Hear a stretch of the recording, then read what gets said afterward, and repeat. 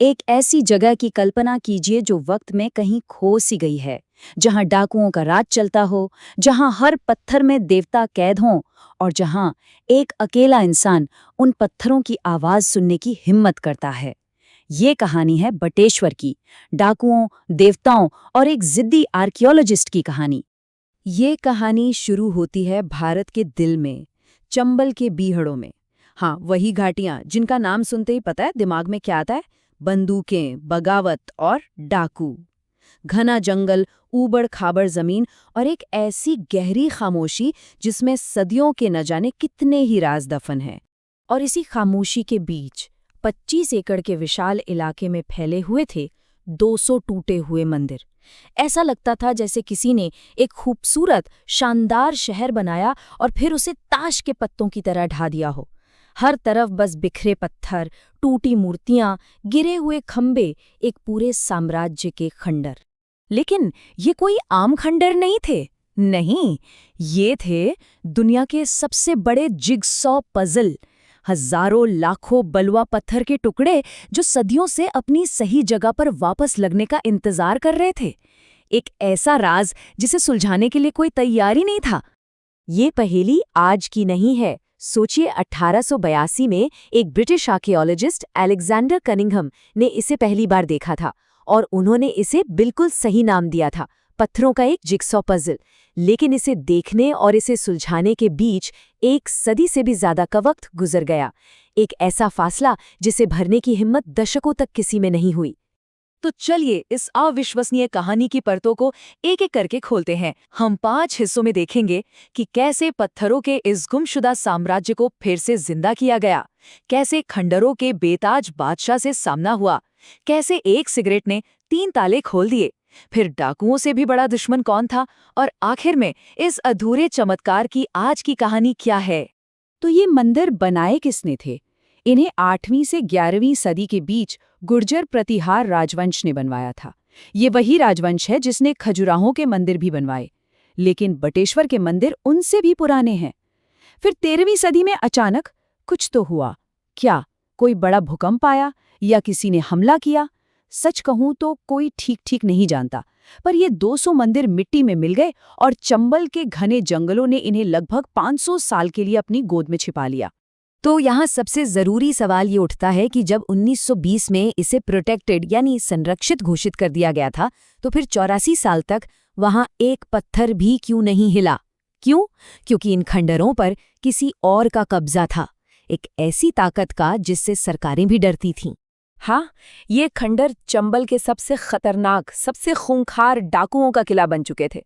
ये उनकी पनाहगाह थी, उनका घर था, और यहाँ किसी भी बाहरी आदमी का आना मतलब मौत को दावत देना। इन खंडरों का एक बेताज बादशाह था, निर्भय सिंह गुज्जर। नाम सुने? हत्या, डकैती, अपहरण, एक दो नहीं, पूरे 239 क्रिमिनल केस। 30 साल का डकैती का करियर था उसका।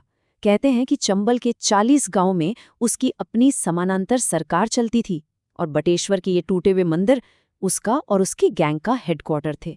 यही वजह थी कि 1920 से लेकर 2004 तक एएसआई का कोई भी अफसर वहां जाने की हिम्मत तक नहीं कर पाया। और फिर साल 2004 में कहानी में एंट्री होती है हमारे हीरो की, K Muhammed, archaeological survey of India के भोपाल सर्किल के नए सुपरिटेंडिंग आर्कियोलॉजिस्ट। उन्होंने अपना चार्ज लेते ही अपने सीनियर से पूछा, मुझे इस इलाके का सबसे मुश्किल, सबसे चैलेंजिंग पुरातात्विक स्थल दीजिए। जवाब मिला, बटेश्वर, और साथ में एक चेतावनी भी मिली। लेकिन जब के मोहम्मद वहां पहुंचे तो उन्हें लगा जैसे वो पत्थर उनसे बातें कर रहे हैं, उन्हें बुला रहे हैं। तो अब चलते हैं कहानी के उस मोड़ पर जहां से सब कुछ बदल गया। एक तनाव भरी मुलाकात, एक सिगरेट, और उस एक मुलाकात ने एक नहीं बल्कि 3 अलग अलग ताले खोल दिए, जिसने इतिहास बदल दिया। एक दिन के मोहम्मद ने देखा कि मैले कुचैले कपड़ों में एक आदमी मंदिर की सीढ़ियों पर बैठकर आराम से बीड़ी पी रहा है। अब उन्हें तो गुस्सा आ गया। उन्होंने उसे डांटा, शर्म नहीं आती? भगवान की जगह पर बैठकर बीड़ी पी रहे हो? उनके साथी ये देखकर घबरा गए। वो दौड़कर आए और उन्हें किनारे खींचकर धीरे से फुसफुसाए, सर, ये निर्भय सिंह गुर्जर है। सोचिए जरा, उस पल हवा में कैसा सन्नाटा छा गया होगा। एक छोटी सी गलती और जान जा सकती थी। अब कोई और होता तो शायद डर जाता, पर के मोहम्मद ने जो किया वो कमाल था। उन्होंने एक शानदार चाल चली। उन्होंने निर्भय से कहा, ये मूर्तियां अगर आज यहाँ सलामत हैं तो तुम्हारी वजह से, वरना कब की चोरी होकर अमेरिका या फ्रांस पहुंच गई होती। फिर उन्होंने उससे बताया कि ये जो मंदिर है ये उसके अपने पूर्वजों गुर्जर प्रतिहारों की देन है। उन्होंने डाकू के अंदर की विरासत को जगाया और देखते ही देखते चंबल का सबसे खतरनाक डाकू अपनी विरासत का सबसे बड़ा रक्षक बन गया। निर्भय सिंह गुर्जर और उसका गैंग अब एएसआई की टीम को प्रोटेक्शन दे रहा था। पहला ताला खुल चुका था। अब डाकुओं से तो प्रोटेक्शन मिल गई, लेकिन असली चुनौती तो अब शुरू हुई थी।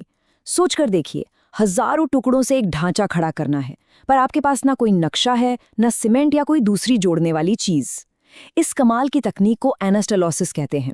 ये किसी पजल को जोड़ने से कहीं ज्यादा मुश्किल काम है। ये तो इतिहास की हड्डियों को फिर से जोड़ने जैसा है, जहां हर पत्थर को अपनी सही जगह पर बिना किसी सहारे के एकदम सटीक बैठना होता है। तो दूसरा ताला था ये पजल खुद। बिना किसी नक्शे के हजारों पत्थरों को कैसे जोड़ा जाए, इसका जवाब उन्हीं पत्थरों पर छिपा था। जैसा कि के मोहम्मद कहते हैं, एक आर्कियोलॉजिस्ट के तौर पर पत्थर हमसे बात करते हैं, हमें बस उन्हें सुनना होता है। और ये बात उन मूल निर्माताओं की प्रतिभा को जबरदस्त तरीके से दिखाती है। जब टीम ने पत्थरों को साफ करके पलटना शुरू किया तो उन्होंने पाया कि हर पत्थर पर कोई न कोई निशान था, एक नंबर था। मतलब 1200 साल पहले के कारीगरों ने पत्थरों पर ही एक असेंबली गाइड छोड़ दी थी, ठीक वैसे ही जैसे आज आइकिया के फर्नीचर के अलग अलग हिस्सों पर नंबर लगे होते हैं। तो टीम ने एक तरह से ऑर्थोपेडिक सर्जन्स की तरह इन प्राचीन निशानों को डीकोड करना शुरू किया और पत्थर दर पत्थर मंदिर को वापस जोड़ना शुरू कर दिया। ज्यामितीय निशान बताते थे कि कौन सा पत्थर किस क्वालिटी का है, खुदे हुए अक्षर बताते थे कि पत्थर मंदिर की किस हिस्से का है, और स्थिति संकेतक बताते थे कि पत्थर को लगाना कैसे है। ये 8वीं सदी की प्री प्लान्ड प्रिसिजन इंजीनियरिंग थी, और इस तरह दूसरा ताला भी खुल गया। और बस, डाकू का विश्वास और पत्थरों की ये प्राचीन भाषा, इन दो अनोखी चाबियों से उस विरासत का ताला खुला जो सदियों से इतिहास की गहरी नींद में सो रही थी।